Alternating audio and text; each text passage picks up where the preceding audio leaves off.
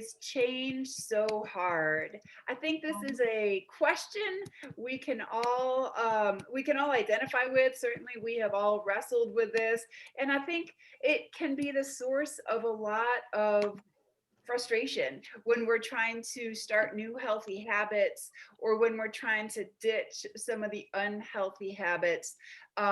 Change can be really rewarding, obviously, but also really, really difficult. So let's get to the bottom of why change is so hard. My name is Laura, and I am your Age Strong coach. And we'll spend about 25 or 30 minutes tonight talking about this topic of change. So I really believe that taking charge of change starts with a shift in your locus of control. And remember that having an internal locus of control puts you in charge of your outcomes. Not only does it put you in charge, but it also helps you to really latch on to these changes because you believe that your change matters. You believe that your behaviors are going to matter to your outcome. When we have an internal locus of control, we have that empowerment. We embrace new things because we believe that we're going to have good outcomes. When we have external locus of control, we're in that a mindset where, well, it doesn't matter because my genes are bad, or well, it's not going to matter what I eat because I'm destined to be overweight, or it doesn't matter how I work out because I'm never going to have the body that I want. So we put a lot of responsibility on external factors, and instead of really digging deep into the internal locus of control. So if you are somebody that is looking for change or is about to make some big changes to your health, you really should start by shifting that locus of control and believing that what you're about to embark on is really going to make a big difference. So, why is change so hard? We all know there are things that we'd like to change. There are things that we should change. There are things that people have told us we should change. Why don't we do it? Change is hard because we really value comfort. It's a human instinct to seek and stay comfortable. So if we look at this picture, each of these each of these objects are leveled, and if one of those balls moves in any direction, all of a sudden the whole sculpture becomes very uncomfortable. So even though we know that we should be eating more vegetables, that's going to change one of the balls, and now everything has to tilt and shift. Even though we know that we should be adding a little high intensity interval training, that's going to change another ball, and now everything has to change and shift. We value comfort more than anything else. Our bodies and our brains really want to stay at homeostasis. We don't want to tip over the apple cart.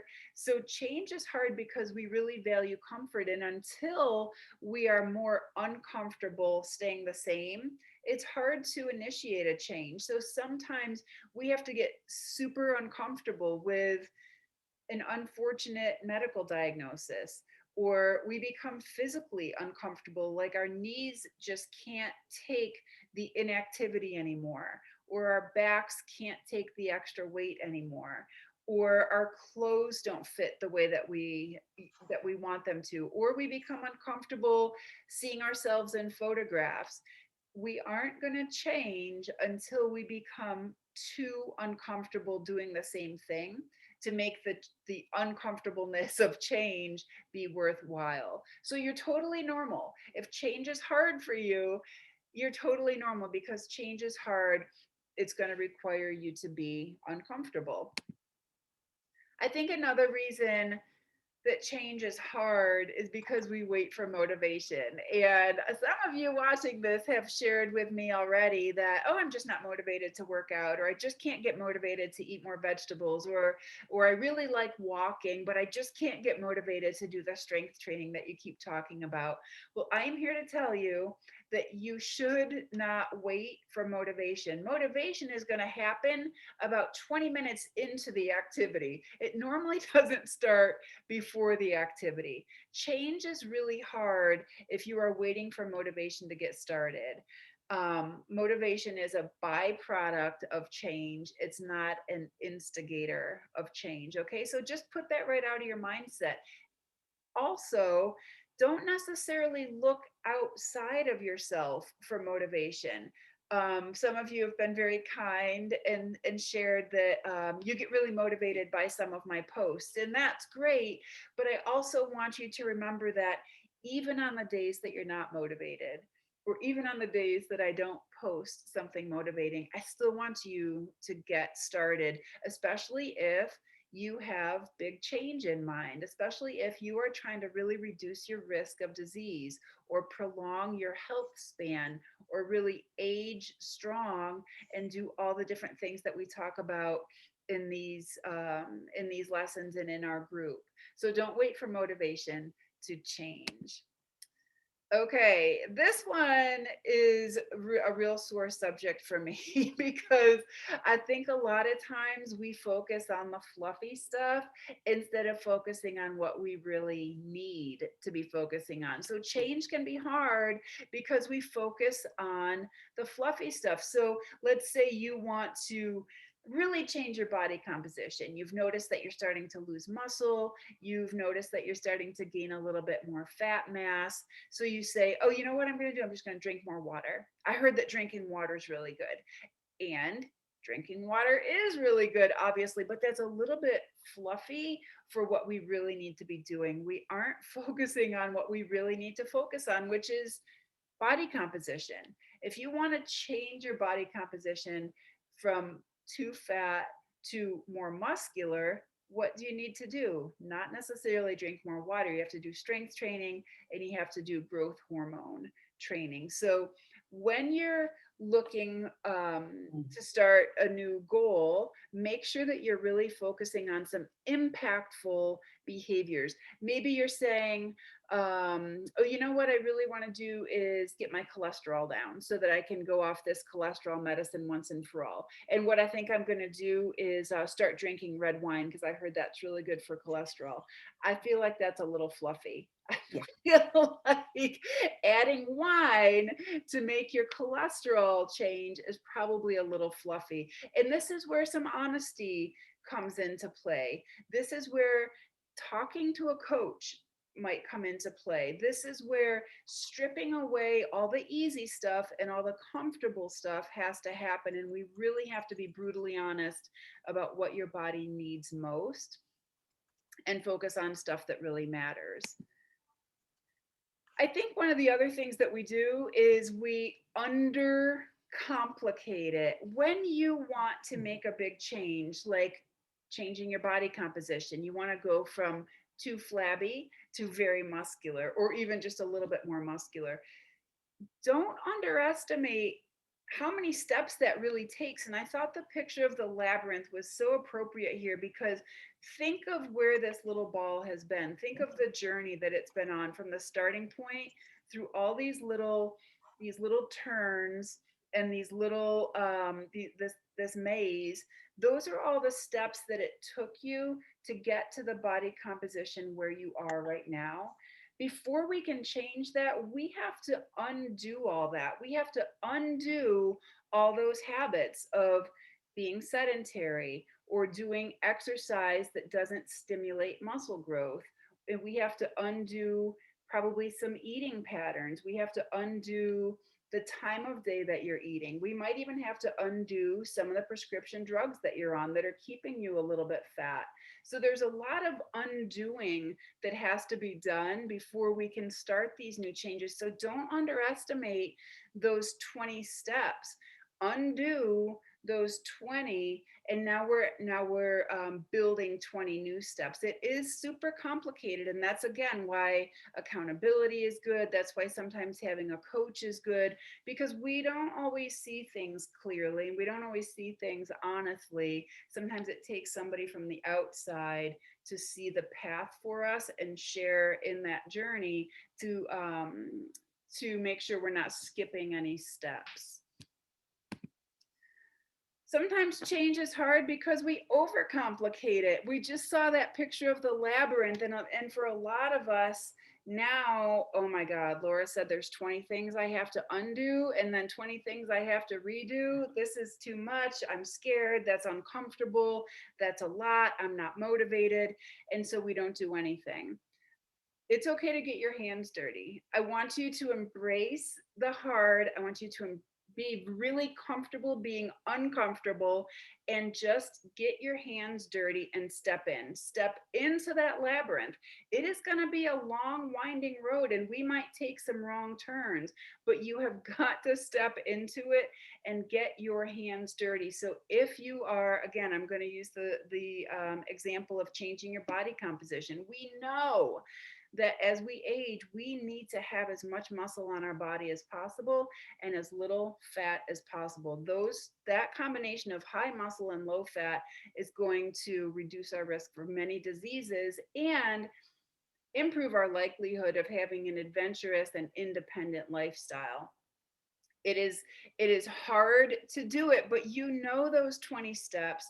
It's so important that you just dig in, make a few mistakes, make a few wrong turns, but sitting there thinking about it and sitting there stressing about it and sitting there second guessing about it or over researching it or overthinking it or over asking other people about it, you're not getting your hands dirty. Nothing good is going to happen if your hands stay clean with this age strong process. Okay, so don't overcomplicate it. Start with step one and dig right in. Here's a little bit of leeway that I want to offer you. Change is hard because we don't give ourselves time to master it. For me especially, I am very quick to give up on a new habit or a new goal because if I find that I can't stick to it 7 days a week, I'm going to just quit. I tend to be a little bit too all or nothing with this, and I get frustrated with myself really quickly. And instead of being frustrated about my inconsistency, I'll just give up. And so one of my bad habits that I have had for a long time is the snooze button. And I know some of you share this habit with me. That darn snooze button, I have been doing this since I was about 9 years old. And I got one of those fancy alarm clocks that had a snooze button. I thought it was so cool. I never have given myself really a time to master it. I say, okay, today, no more snooze button. And then in the morning, I hit the snooze and I give up. But what I want to give you guys a little leeway with is let's give ourselves a month, or let's give ourselves 2 months, or let's give ourselves until the end of the year to really keep playing with these new habits.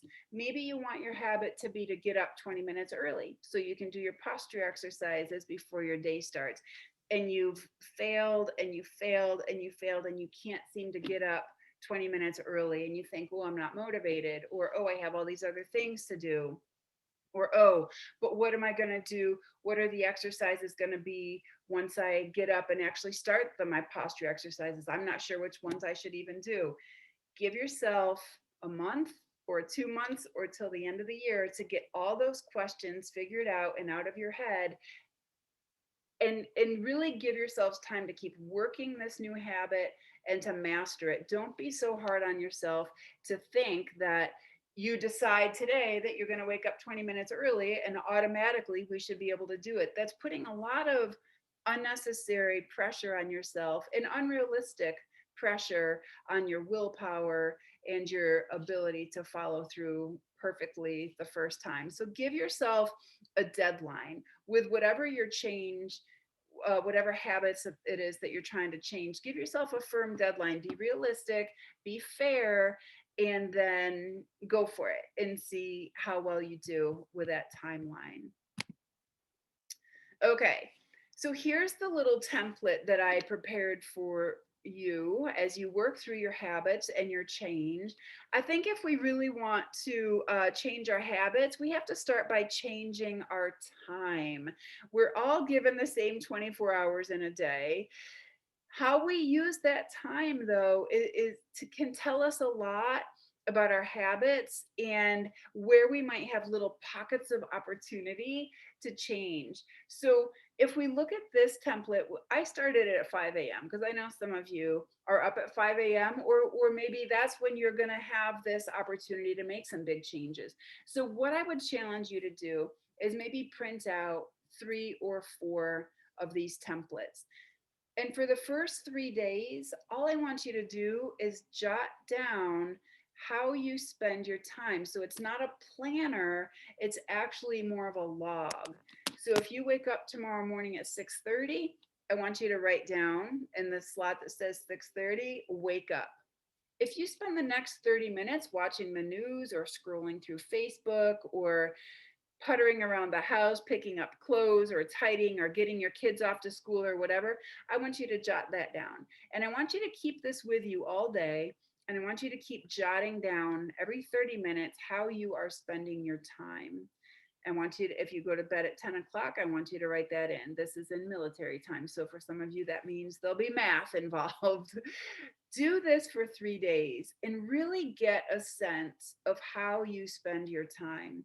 And then at the end of the third day, after you're compiling this, start circling little opportunities for time swaps. So maybe you woke up at 6:30 and from 6:30 to 7 you scrolled through Facebook, or from 6:30 to 7 you were scrambling around to get your kids off to school, or maybe you were watching the news, or maybe you were enjoying your coffee. Maybe if you have a significant change that you are trying to make to your body composition or to your age strong mission about eating more vegetables or doing more HIIT training, maybe you can swap that there. Maybe that 30 minutes from 6:30 to 7 is going to be when you start doing your posture camp or your high intensity interval training. Or maybe that's when you are, packing your own lunch for the day or planning your meals for the day. Maybe that time has to stay as is, but maybe from 2 to 3:30 there's a little block of time there that you could swap something out. Maybe from 7 to 9 you're in the habit of watching TV. Maybe there's an opportunity there for a time swap. Maybe from 7 to 9 is when you are cleaning out the fridge and organizing your meals for the next day. As you'll see on the right side of the column, on the right side of the page, I also left room for your meal plan. So eventually, when you do start using this more as a planner, I think it's a great idea to just jot down, what are you having for breakfast, what are you having for lunch, and what are you having for dinner? Because if you don't have it written down, bad things can happen. Okay. And that's a different discussion altogether. But there is a spot there for you to plan your meals. There is a spot here for you to list about 8 different habits that you are really trying to adapt. So with these group coaching calls and with these lessons, we've talked about a lot of different things you can be doing to age strong. HIIT exercise, high intensity interval training exercise, eat more beans, eat more green vegetables, reduce your artificial light at night, have a coping strategy for stress, whether that be dancing or a forest bath. Maybe one of your habits is going to be what's another great one that we've talked about?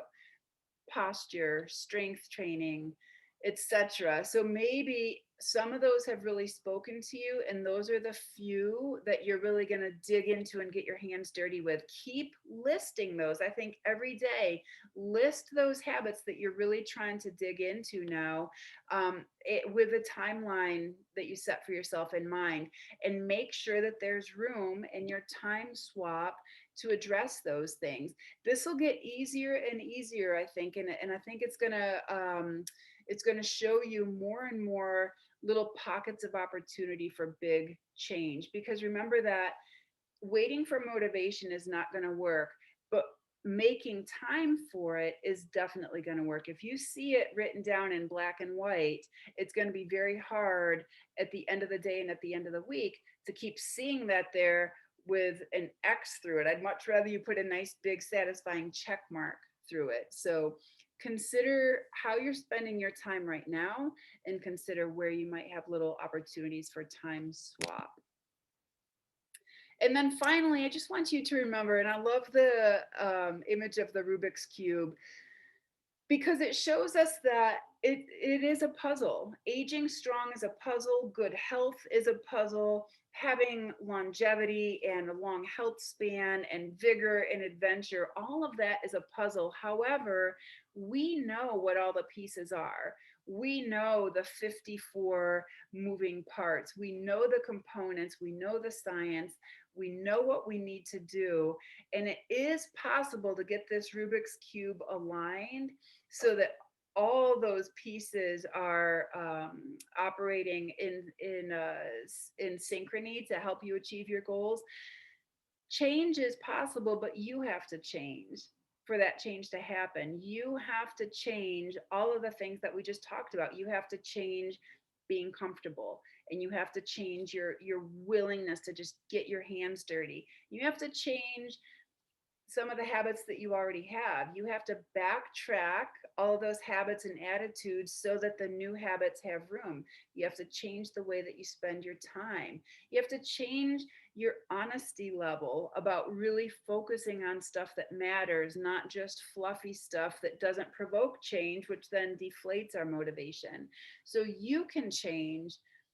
Change is possible. You have to change, and you have to keep working the change. You have to keep fiddling around with that Rubik's Cube to get all of the pieces aligned.